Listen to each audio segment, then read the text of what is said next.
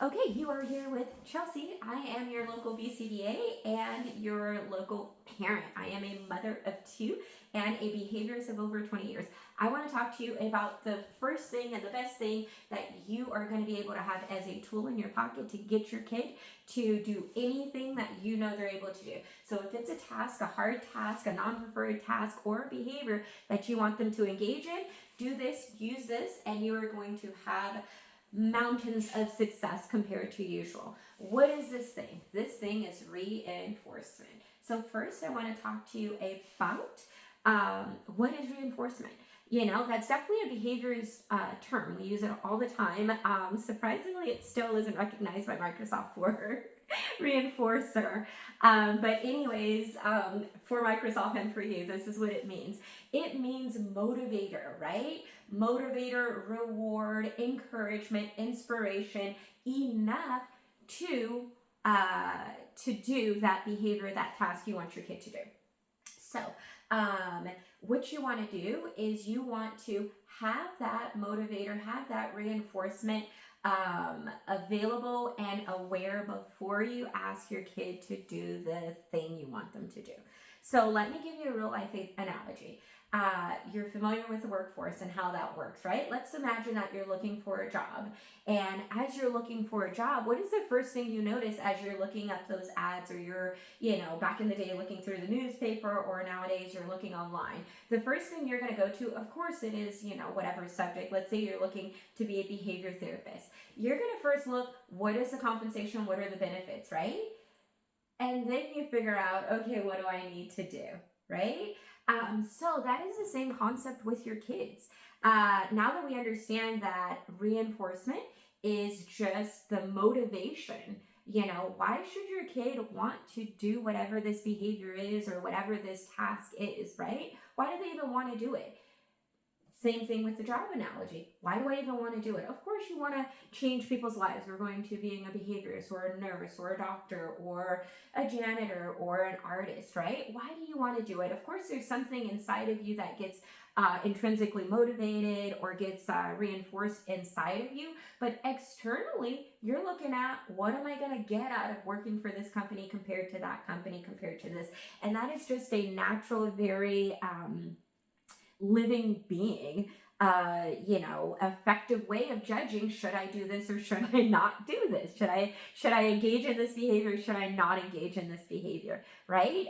Okay, so now that we understand what reinforcement is, we're going to look at why. So a lot of parents have told me in all of my years, when I talk about reinforcement, they're like, but why? Why should I have to pay my kid to do what they're supposed to do, right? Why do you get paid to do what you're supposed to do as far as like having a job?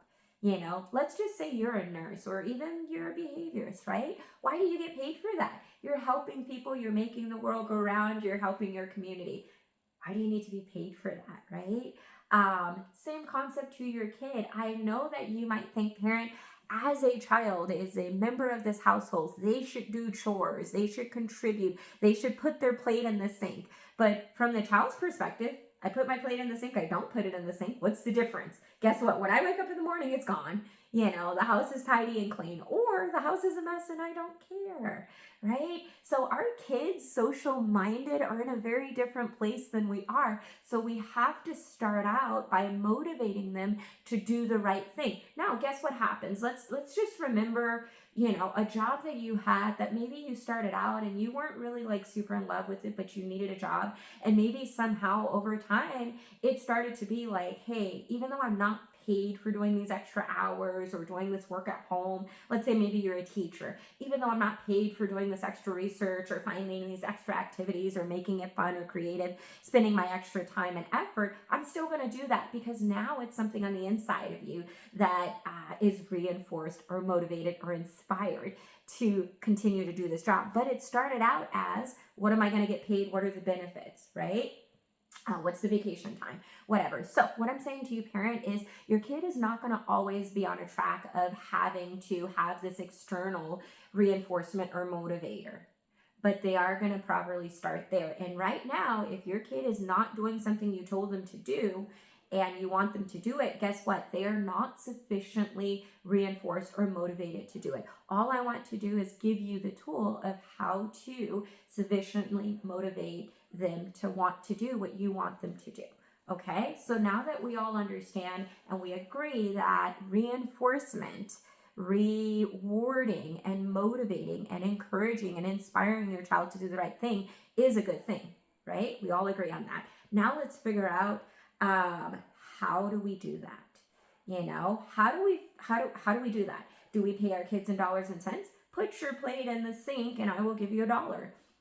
Perhaps, if that's meaningful to your child. Do we pay our kids in verbal praise? Put your dish in the sink and I'm going to be so proud of you. Good job. Thank you so much for helping out. You're just such a, thoughtful child, right? Maybe that's reinforcing or motivating. Should I pay them in contingencies or lack of them moving on to the next thing, right?